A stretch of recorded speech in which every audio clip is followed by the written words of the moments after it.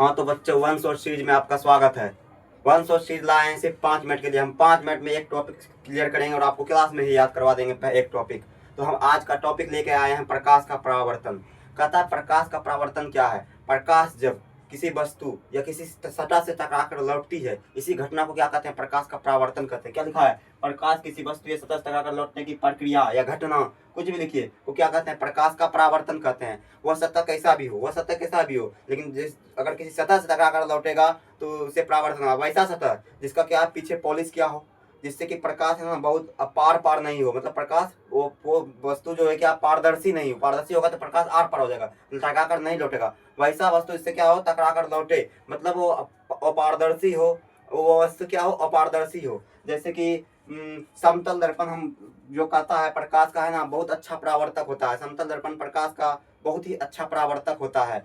समतल दर्पण के पीछे क्या होता है, कलई किया हुआ रहता है। समतल दर्पण के पीछे पेंट किया हुआ रहता है, जिससे कि प्रकाश उस पार नहीं जाता है और टकरा कर लौट जाता है। अच्छा उदाहरण है परावर्तक का, प्रकाश का परावर्तक का अच्छा उदाहरण क्या है, समतल दर्पण। प्रकाश का परावर्तन, reflection of light. Reflection of light, light का क्या होता है, रिफ्लेक्शन होता है। प्रकाश का क्या होता है, परावर्तन। यहाँ देखिए हम चित्र में दिखाए हैं कि यहाँ से कोई किरण आती है, समतल दर्पण एक रख दिए हैं, समतल दर्पण में पड़ती है और ये लौट जाती है। ये क्या होती है, लौट जाती है। यहाँ क्या हो रहा है, परावर्तन हो रहा है। यहाँ क्या हो रहा है, परावर्तन होता है। प्रकाश का किसी वस्तु या सतह से टकरा कर लौटने की प्रक्रिया को, घटना को क्या कहते हैं, प्रकाश का परावर्तन कहते हैं।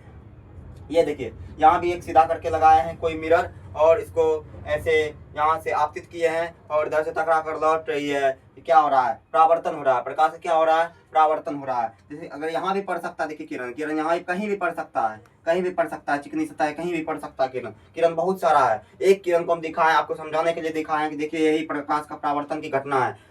आगे के टॉपिक क्लियर करने के लिए हम पीछे का टॉपिक तो पहले क्लियर करेंगे ना, इसलिए देखिए ये प्रकाश की परावर्तन की घटना है। प्रकाश की परावर्तन की घटना है, ये सब क्या है, प्रकाश की परावर्तन की घटना है। जैसे प्रकाश की परावर्तन सिर्फ समतल सतह पर ही नहीं हो सकता है, खुरदरी सतह पर भी हो सकता है। लेकिन इसी अनुसार से प्रकाश के परावर्तन को दो प्रकार में बांटा गया है, types of reflection of light, types of reflection of light, और एक होता है rules of reflection of light, प्रकाश के परावर्तन के नियम। तो प्रकाश के परावर्तन के नियम अलग हैं, प्रकाश के परावर्तन के प्रकार अलग हैं। प्रकाश के परावर्तन के प्रकार हैं, प्रकाश के परावर्तन के प्रकार में आते हैं नियमित परावर्तन, रेगुलर रिफ्लेक्शन, नियमित परावर्तन, रेगुलर रिफ्लेक्शन, और अनियमित परावर्तन, इरेगुलर रिफ्लेक्शन। नियमित परावर्तन और अनियमित परावर्तन, रेगुलर रिफ्लेक्शन और इरेगुलर रिफ्लेक्शन।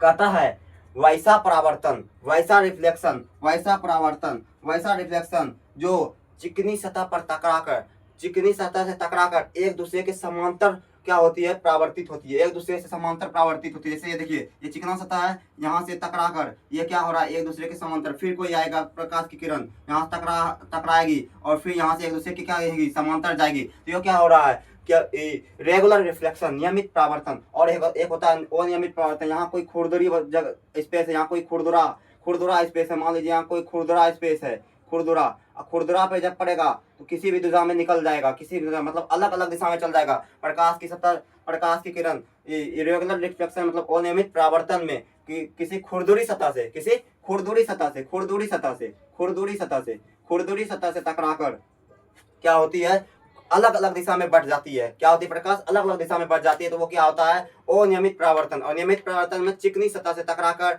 एक दूसरे के समांतर अगर जाती है प्रकाश, तो क्या होता है, नियमित परावर्तन।